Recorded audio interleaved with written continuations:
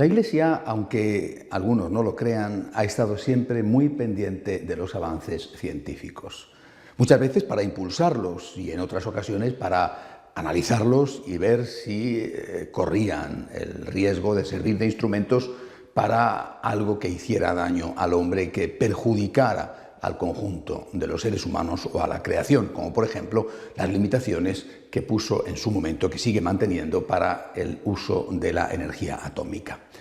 Pero sobre todo la Iglesia ha estado siempre muy pendiente de los avances en medios de comunicación. No en vano, la Iglesia es un medio de comunicación, es decir, el objetivo de la Iglesia es comunicar algo.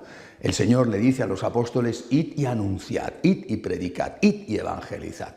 Es decir, tenían que transmitir un mensaje, y eso es un medio de comunicación. Seguramente ninguna institución en el mundo tiene tantos micrófonos como tiene la Iglesia Católica, porque en cada templo, o en la práctica totalidad de ellos, hay varios. Esta presencia de la Iglesia al lado de los medios de comunicación se ha notado siempre. Por ejemplo, los scriptorium de los monasterios medievales, donde se copiaban a mano mientras uno de los monjes leía aquellos textos preciosos que habían sido conservados de la destrucción de los bárbaros y que gracias a eso fueron transmitidos a las siguientes generaciones.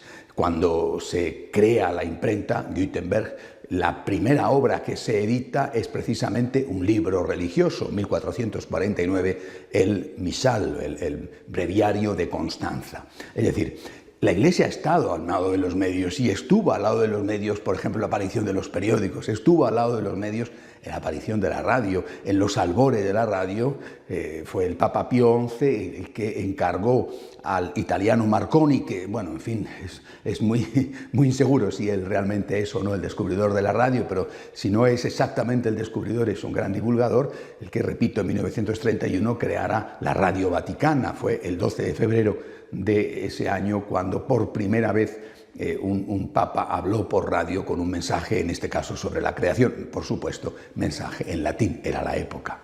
Es decir, la Iglesia ha estado al lado de los medios de comunicación siempre, y ha hecho muy bien, porque esa es su misión. Perdió, es verdad, perdió el tren de la televisión, y ese es un tren que todavía estamos pagando las consecuencias por haberlo perdido. Pero no ha querido perder el tren de Internet. Son cientos de miles las páginas católicas que hoy pueblan la red, dando de todo, desde subsidios litúrgicos, cómo rezar los laudes, las lecturas del día, noticias, meditaciones de todo tipo, congregaciones religiosas, movimientos, diócesis. La Iglesia está presente en Internet. Pero en Internet ha aparecido una nueva realidad. Estos foros sociales, estos lugares de intercambio de ideas, estas redes sociales, singularmente dos, y no solamente ellas, Facebook y Twitter. Pues bien, esta semana el Papa Benedicto XVI ha querido dar un espaldarazo definitivo a esa presencia católica, no solamente en los medios de comunicación o en Internet, ya el Vaticano tiene páginas de Internet desde hace mucho tiempo, sino en estas redes sociales, en estas redes donde los hombres y mujeres de hoy en día, sobre todo los jóvenes, encuentran un lugar apropiado para intercambiar sus opiniones y sus experiencias. El Papa, a las 12 horas del día 12, del mes 12, del año 12, no creo que haya sido casualidad, 12, ha lanzado su primer tuit, su primer mensaje a través de Twitter, un mensaje que ha sido precisamente una bendición. Repito, esto es un gesto simbólico, es un espaldarazo que a todos nosotros nos dice que tenemos que utilizar estos medios para evangelizar. Todos somos conscientes del peligro que tienen y de que es un arma de doble filo. Creo que esto también el Papa lo sabe, y sus asesores sin duda se lo han dicho. Pero también tiene peligro tener un cuchillo, que puede servir para cortar el pan o para matar a una persona. También hay peligro en el fuego, puede servir para calentarte o preparar la comida, o para que arda una casa. También hay peligro en el agua, que puede servir para beber o para regar un jardín, o puede servir para ahogar a alguien. Los medios en sí mismos son ambivalentes, o son inocuos o son peligrosos según cómo se utilicen. Por eso tenemos que estar con precaución, tenemos que estar realmente dándole el fin que la Iglesia quiere que le demos, el de la evangelización.